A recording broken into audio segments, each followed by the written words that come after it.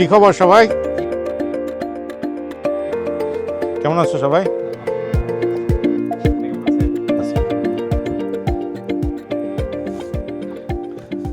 Election তো সামনে,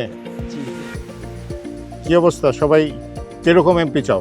আমরা তো আমাদের ভালো চোরকে যারা হচ্ছে আমাদের সুনজরে দেখবে এরকম এমপি হচ্ছে আমরা প্রত্যাশা করতেছি। আর এছাড়া খেলাধুলা? ইনশাল্লাহ আমি হচ্ছে Mohammad Shahin, as a cricketer. দীর্ঘ 6 বছর যাবত আমি পাড়াতুলি ইউনিয়নকে সার্ভ করে আসছি। আমাদের এই দীর্ঘ পথ চলার পথে অনেক সমস্যা আমরা সম্মুখীন হচ্ছি, যেমন আমাদের চরে ভালো প্লেগ্রাউন্ড নাই, ভালো কোর্স নাই, এবং আমাদের অত্যন্ত ট্যালেন্টফুল খেলোয়াড়রা আছে, তারা ভালো কিছু করতে পারতেছে না। শুধু একটাই সমস্যা, আমরা ইন্টারন্যাশনাল লেভেলের ফেসিলিটিটা আমাদের চরে পাচ্ছি না। বিগত বছরে যারা এমপি পদপ্রার্থী হচ্ছে তারা আমাদের 6টা ইউনিয়নকে মূল ভূমি থেকে আলাদা চোখে দেখছে, সেই জন্য আমরা ভালো কিছু করতে পারতেছি। এমনি কি এই যে খেলাধুলা করো, যে 6 বছর ধরে যে পাড়াতলিকে খেলছো, টাকা পয়সা দেয় কেউ? না, টাকা পয়সা কেউ দিচ্ছে না। তো টাকা পয়সা ছাড়াই খেলো? জি, আমাদের নিজের এই আমরা ক্রিকেটটাকে ভালোবাসি, সেই দৃষ্টিকোণ থেকে খেলে যাচ্ছি আর কি। বুঝছি। তাহলে আমরা একটা কাজ করতে পারি, যদি ইনশাল্লাহ ইলেকশনের পর সবকিছু ঠিকঠাক থাকে, আমরা একটা ক্লাব করতে পারি। হ্যাঁ, এটা আমাদের জন্য অনেকটা বড় চাওয়া হবে, কারণ আমাদের চরের মানুষ অত্যন্ত ভালো খেলে, কিন্তু একটা ভালো স্পোর্টস ক্লাব নাই বিদায় আমরা ভালো ডেভেলপ আমরা একটা দেখি ক্লাব করব, একটা জিমনেশিয়াম করব। খেলার জন্য তো ফিজিক্যাল ফিটনেসও লাগে, অবশ্যই অবশ্যই। একটা জিম করব, তারপর ধরো একটা পিচ করব, এখানে নেট করব যাতে প্র্যাকটিস করা যায়। জি, একটা কোচও আনবো।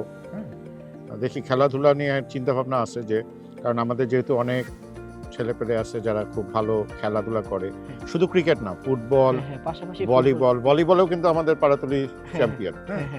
তো আমরা যেটা করব যে প্রত্যেকটা খেলাধুলার জন্য, এবং বিশেষ করে মেয়েদের জন্য, ছেলেরা তো তাও খেলাধুলা করতে পারে, কিন্তু মেয়েদের কিন্তু খেলাধুলার সুযোগটা নেই। ওই যে ময়মনসিংহের মেয়েরা কিন্তু বাংলাদেশের জাতীয় দলে ভালো করতেছে। তো তোমরা উদ্যোগ নাও, তোমরা একজন নেতৃত্ব দাও পিছন থেকে, আমি তোমাদের জন্য এই ক্লাব করার জন্য যা যা লাগে এটা আমি ব্যবস্থা করবো, কারণ আমার অনেক পরিচিত আছে ক্রিকেটার যারা ন্যাশনাল টিমে খেলে, তারাও হেল্প করতে পারবে, এবং ভালো একটা কোচ আনা যাবে। আচ্ছা, খেলাধুলা নিয়ে তো আমরা আলাপ করলাম, কিন্তু খেলাধুলার সাথে তো ফিজিক্যাল ফিটনেসের দরকার। তো এছাড়া আর কি করা যেতে পারে?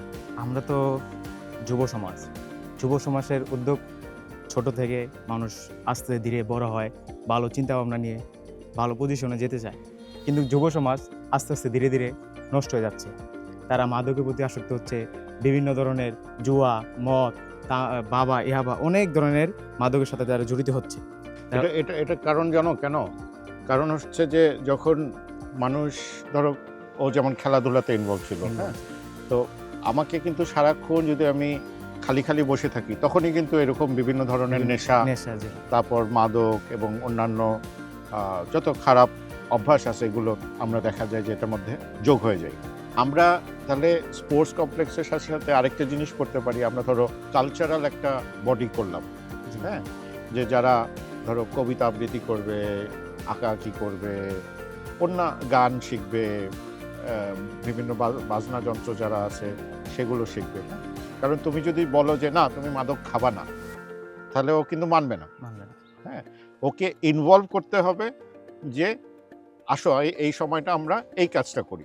যখন ব্যস্ত থাকবে অন্য কাজ নিয়ে, তখন কিন্তু আসে, যদি পড়াশোনা স্কুলের পর একটু রেস্ট নিয়ে কেউ গান বাজনা শিখলো, কেউ কবিতা আবৃত্তি শিখলো, আঁকাআঁকি করলো, খেলাধুলা করলো, তখন কিন্তু এই মাদক থেকে আমাদের বের হয়ে আসতে হবে। আরেকটা জিনিস হচ্ছে, তোমাদের যারা ইয়াং আছো, একটা টিম তৈরি করতে হবে, যে টিমটা সবাইকে গিয়ে বুঝাবে, যে কারণ তুমি জোর করে কখনোই মাদক থেকে বের করতে পারবে না, কিন্তু মাদক আলটিমেটলি নিলে পরে গিয়ে কি ক্ষতিটা হয়, বয়সকালে গিয়ে কি ক্ষতিটা হয়, সেটা যখন তোমরা বুঝাইতে পারবা, তখন কিন্তু এই যারা যুবক আছে তারা মাদক থেকে বের হয়ে আসতে পারবে।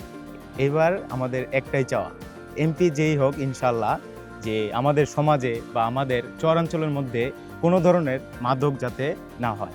আমি তোমাকে এইটুকু কথা দিতে পারি, যে আমি যদি এমপি হিসেবে নির্বাচিত হই, তাহলে আমাদের এই রায়পুরা উপজেলাতে মাদকের ব্যাপারে আমাদের 0 টলারেন্স থাকবে।